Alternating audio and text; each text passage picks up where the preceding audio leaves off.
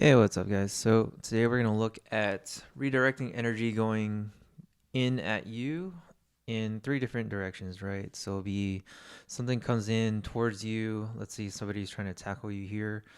The idea is to either redirect them downward to the sides or redirect them up so that they're not underneath your hip line. So if you guys think if you're trying to pick something up, um, it would make sense to try to get lower on their center of gravity and get underneath their center and then scoop them up, right? So if the person's body here becomes concave in the sense like you create like a little divot so that the other person can fit in, then it's going to allow them to scoop underneath you and lift you up. So as we slowly go through this here, the first thing we're going to say is redirect his energy downward. So he goes, boom. So right before he turns or takes a step with his right leg, he is pushing his hip backwards. He's adding this frame here to prevent the guy from going in. And then eventually that's going to stop him from scooping underneath. And then he's going to redirect that energy to our left or his right. Cool. And then option 2 was redirection to the side, right? So this movement here in Pasai, imagine someone's going in straight at you here, so you're going to redirect them to the side, to one side, or redirect them to the other side. So imagine like there's a line of energy going right at you. Which direction do you want to take it? Either straight down like the last one, or you steer them this way, or you steer them this way to the sides, or you steer them straight up so that they can't take you down, right? So in this movement Pasai, you're actually steering them to the sides. One, notice how the stance here is allowing you to essentially, I call it like funneling. So I'm funneling the person this direction, and then as he moves to the other side, look at that stance shift. He's funneling the person to this direction here. That was a beautiful arrow. Here's another example, same thing, Pasai from a different school, but same idea, right? Funnel this in this motion here, actually scoop the person this way and then shot him that way. Let me see if I go backwards on that so you kind of see it. So imagine somebody's head's going forward like this. You use this arm here to kind of shove them this way, and then it allows you to take him out the other direction. Boom. And then now the last one, this is in Naihanchi Niran. You can think about it as having two overhooks on somebody's arms or two underhooks and grabbing the belts. Look at the hands are actually closed here. So you are grabbed onto something. And now imagine someone's coming in like this. You don't want them to get underneath you, and therefore you wrap up their arms and lift them straight up into the air.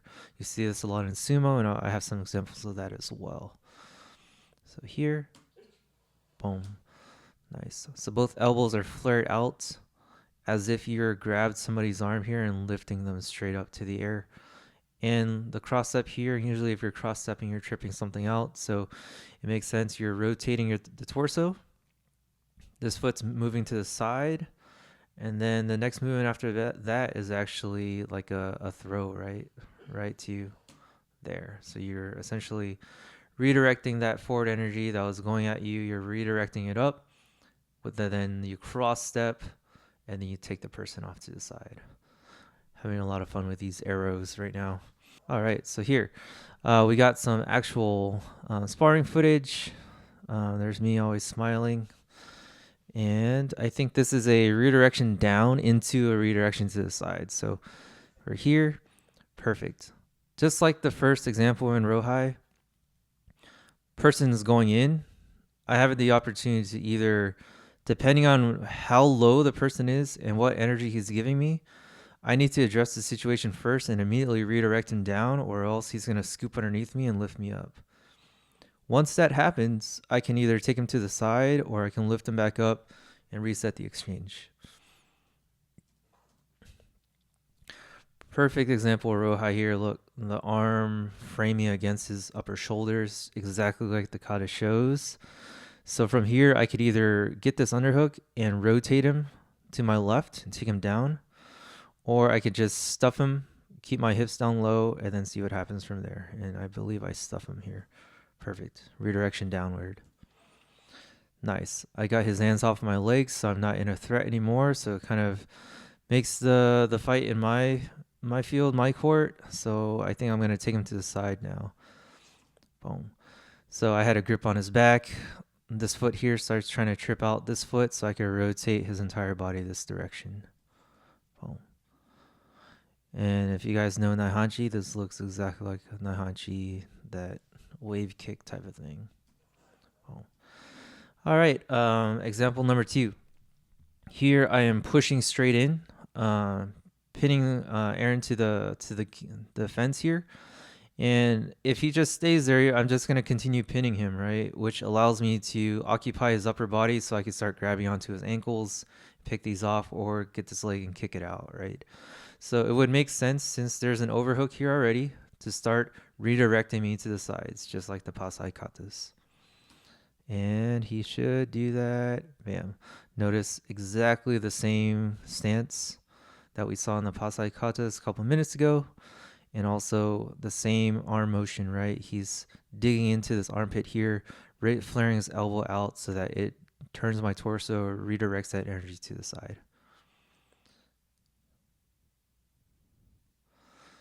High elbow here, exactly as it should be, because it prevents me from getting down lower, and it's kind of like a redirection upward, right? Even with the overhook.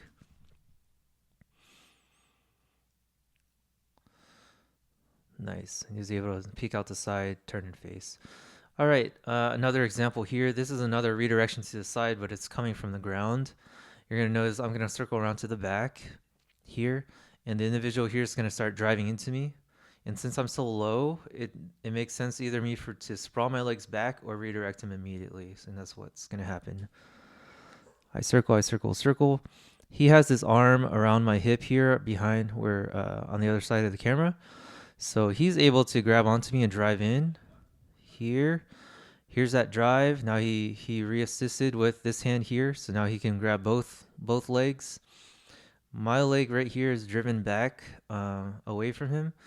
Now, if I don't sprawl my legs, he'll just lift me up and take me down.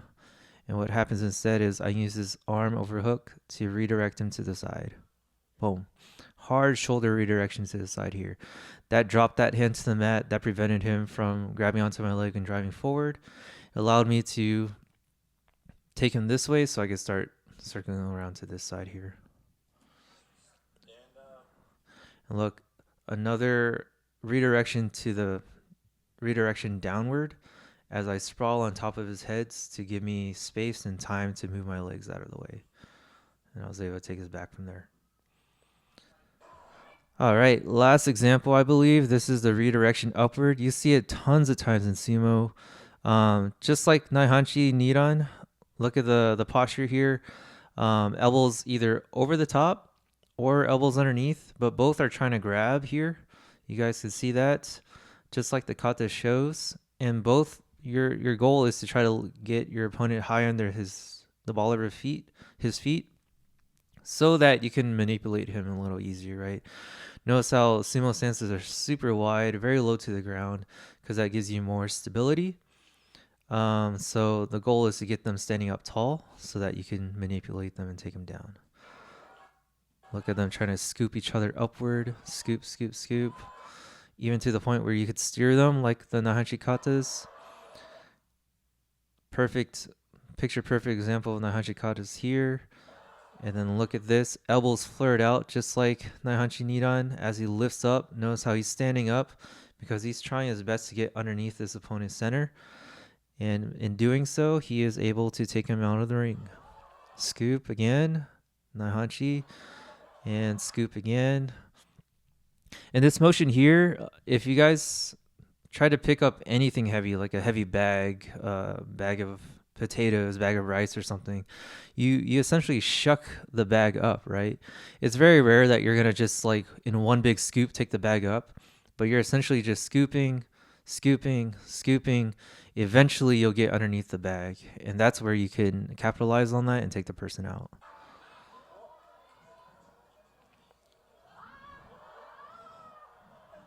Look at this shucking. He's going to scoop, scoop, scoop, scoop, and ring out. So hopefully that makes sense.